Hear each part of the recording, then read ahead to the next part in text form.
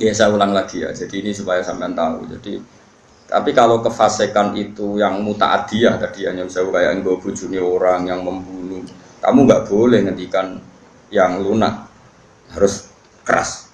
Meskipun kita tetap ingin dia tobat tentu ya, tapi hukumnya harus keras. Makanya Nabi keras, kamu menzinai 10 wanita yang tidak bersuami dengan satu menzinai istri orang, itu dosanya berlipat-lipat satu orang atau satu zina yang istrinya orang. Tentu Nabi pun ada kualifikasi karena tidak mungkin.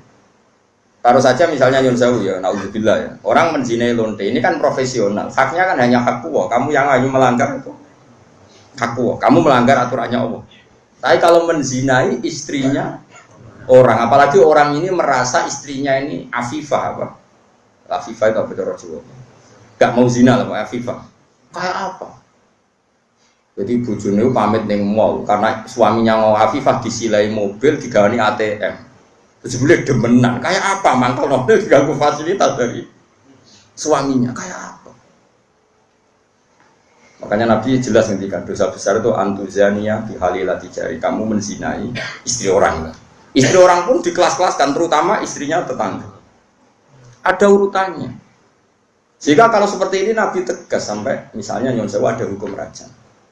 Saya pernah dalam Bahsul Masail ditanya, Gus, rajam itu kan jahat, masa orang dibunuh gini-gini karena zina? Saya jawab, oke, kita dalam Islam Indonesia nggak ada rajam. Tapi Allah selalu mempertontonkan kematian yang sama. Ini hujjatullah. Misalnya begini, saya tanya, andai kan ada hukum rajam tegas, mungkin satu Indonesia yang kena rajam itu nggak sampai 100, nggak sampai 10 kan? Karena syaratnya harus ada saksi 4 sing nginceng. Tuh iku kudu roh detail mlebune alat kelamin ning vagina. Ada roh kelonan tok, ora cukup. Aku roh ning dhuwure tetep ora iso dalam hukum Islam. Kudu roh alat kelamine lanang mlebu ning vaginane cawe itu. Kan ra ngarah roh. Terus rohe papat kudu bareng. Ada gentenan yo ora ndak diterima. Terus parahe meneh saksi papat iki kudu adil. Ada pegawaian nginceng yo ora adil. Jadi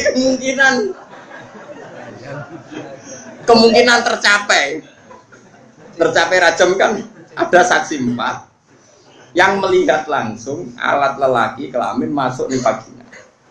Terus wong iki gak fasik, termasuk fasik sing pegawai deh. Misalnya sesine Mustafa Adil, lo kok nganti roh? Kulo pengen ngene. Lho, soleh. Wong soleh sing ngencengan. Nah, kemungkinannya. Nah, oke. Berarti yang kira-kira yang kena rajam itu hanya 10. Bandingkan tanpa hukum Islam kayak di Indonesia. Yang mati karena cemburu berapa? Ini bukti bahwa hukum Islam itu benar. Kita membiarkan hukum zina seperti ini di Indonesia. Tapi gara-gara cemburu, istri membunuh suami, suami membunuh istri, pasangan muda membunuh pasangan selingkuhannya macam-macam. Gara-gara perzinaan wong ape zina terus wedoke ngomentari Mas piro ngadus sing lanang tersinggung ditekek mati. Nah ini kita harus dengar ini supaya kita jadi tambah iman. Ternyata tidak ada hukum Islam yang katanya mereka kejam rajam. Ternyata hukum yang dibiarkan liar lebih kejam karena cemburu membunuh, karena tersinggung sama pasangan lontenya membunuh. Kan natijanya sama-sama menghilangkan nyawa. Maksud saya yang ngaji saya tak kasih tahu. Oke, kita tidak pakai hukum rojam, tapi Anda harus tetap tahu di luar hukum rojam toh lebih itu kan ada yang di Surabaya itu mati jadi dilebokno tabung LPG jadi semen. Gara-gara demenan wedok, konangan terus ambek istrinya yang tua itu karena lebih kaya, nyewa preman dipateni dan dimutilasi macam-macam. Coba kalau kematian-kematian di TV rata-rata kan pasangan selingkuhan. Artinya kita seneng ya, seneng artinya gini. Orang-orang itu yang mengkritik rajam katanya tidak manusiawi, sebagian LSM itu kalau mengkritikan seperti itu. Ternyata yang dibiarkan di luar tanpa hukum rajam lebih ngeri. Rajam itu lebih prosedur karena tadi syaratnya harus saksi 4 menyaksikan langsung. Mungkin enggak? Video ra iso diedit. Ra oleh foto momennya, video enggak bisa. Bisa di wong Kanjeng Nabi dibantah bolak-balik sampai sahabat. Ya gara-gara Nabi itu kan saking apike wong. Sahabat ya saking mangkele wong. Ya Rasulullah, aro'aita law anna rajulan wajada indam ro'atihi rajulan wa qad kana kadza wa kadza disebutno. Ya Rasulullah, misale ana wong lanang. Pertamane takok law. Ana wong lanang mulai mergo ibojone iku ning dhuwure wis ana wong lanang liya. Madza af'al. Terus kula sing dilakoni tiyang niku madza yaf'al dilakoni napa?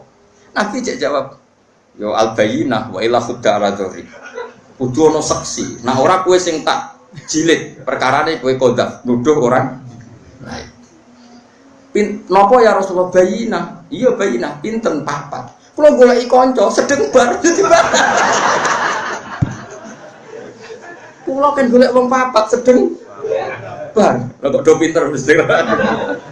Nabi aja ngotot yo ora pokoke al bayina wa illa khudala tori yo tetep bayina nak robek. Nah saya itu berkali-kali basul masail yang seperti itu. Menurut saya itu benar Nabi. Saya ulang lagi itu benar Nabi. Tentu Nabi itu paling benar. Bukan karena kita kultus saja, logikanya begini. Oke dalam konteks orang soleh kayak Mustafa mungkin cerita seperti itu benar. Ya cerita seperti itu benar. Tapi problemnya wong lanang sira soleh ya akeh. Wong lanang sira soleh soalnya melaporkan istrinya karena wis ra soleh kepen Mekah. Pak Hakim melapor. Tadi malam saya mergoki istri saya selingkuh. Maka harus diceraikan.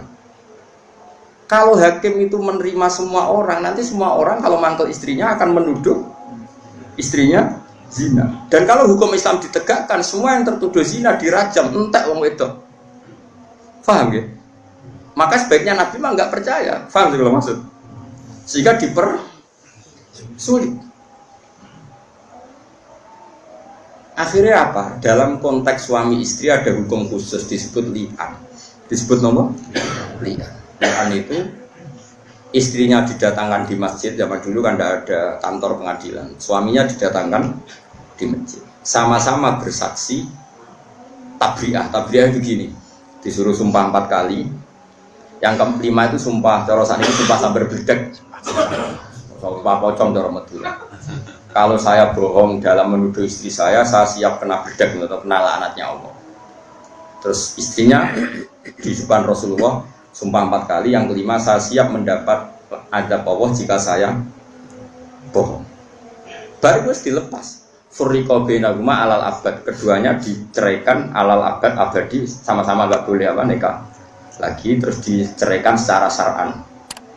Lah kok ngenteni perkembangannya pangeran, pokoknya sama-sama nantang sing gorong nggak berbeda gitu. Utawa cara saiki diplintes tronton. Kalau di daerah saya gitu kan, anak pantura, ada tukaran gitu. Aku ada nganti melok wong iku, tabrak truk. Terus yang musuhnya, ojo truk tok, meni tronton. Saking mangkelin, saking debat kok. Nak sing wong belah ya ngono, kecemplung segoro. Sumpah apa? Mungkin nak sing biasane Merapi, sumpah kecokot ulo, kan sesuai daerah apa? Masing-masing. Ini penting kalau aturakan ya, jadi saya mohon sekali, jadi untuk hal-hal yang menjadi hukumannya Allah, kamu harus angkat tangan. Iya Allah menunjukkan wong-wong maksiat itu lahum fid dunya. Di dunia itu pantes sih, itu ya untuk ono inan. Makanya dalam Indonesia udarane copet yo, copet. Orang kok ini jenius, berkali-kali aksi kok gak konangan. Berarti sing dicopet itu bodoh, sing nyopet. Wah yo repot, langsung sesuai nak gak ono bahasa hukum nanti begitu. Kalau Warani itu orang yang menarik, sampai banyak orang tertarik, berarti hebat. Wah repot. Lalu kalau seneng Indonesia niku anggap apa? Artinya apa itu? Apa ya? Bahasa Indonesia meskipun nyuwun sewu yang melafatkan tokoh-tokoh nasional pun atau TV-TV nasional, bahasanya tetap ada razia Satpol PP kepada penyakit apa? Penyakit masyarakat, bahasanya masih seperti itu, penyakit masyarakat, terus ya pokoknya sampah masyarakat, masih bagus. Tapi kan nanti kalau bahasanya dirubah hanya karena nuruti nyuwun sewu kemanusiaan, Satpol PP memburu orang yang belum dapat pekerjaan, yang sementara, wah malah kangelan repot. Cara kula wis bener kok, Pak. Sampah masyarakat, penyakit. Ini bukti bahwa Allah itu kuasa. Jadi Allah itu gak ada sunnah. barang maksiat itu delalah secara nasional maupun internasional itu dibahasakan secara keras. Masuk neng Amerika ada rani lonte gitu. Aku sering lihat film-film Barat. Kalau nu sering delok yang gue konsensus mawon. Ternyata gambarannya di Barat kalau ada istri sah kok suaminya selingkuh, ya sing dimarahi ya selingkuhan. Orang kok selingkuhan marahi istri resminya. Masih neng Barat, masih neng negara komunis itu PKI lah, neng Cina. Sing nyolong mbek sing dicolong sing mlayu sing nyolong. Lho kok ijek Islami kok roh nak sing nyolong. Ora kok sama rata sama rasa terus. Paham ya? Ini cerita. Jadi nah, kefiah seperti ini itu kan baik.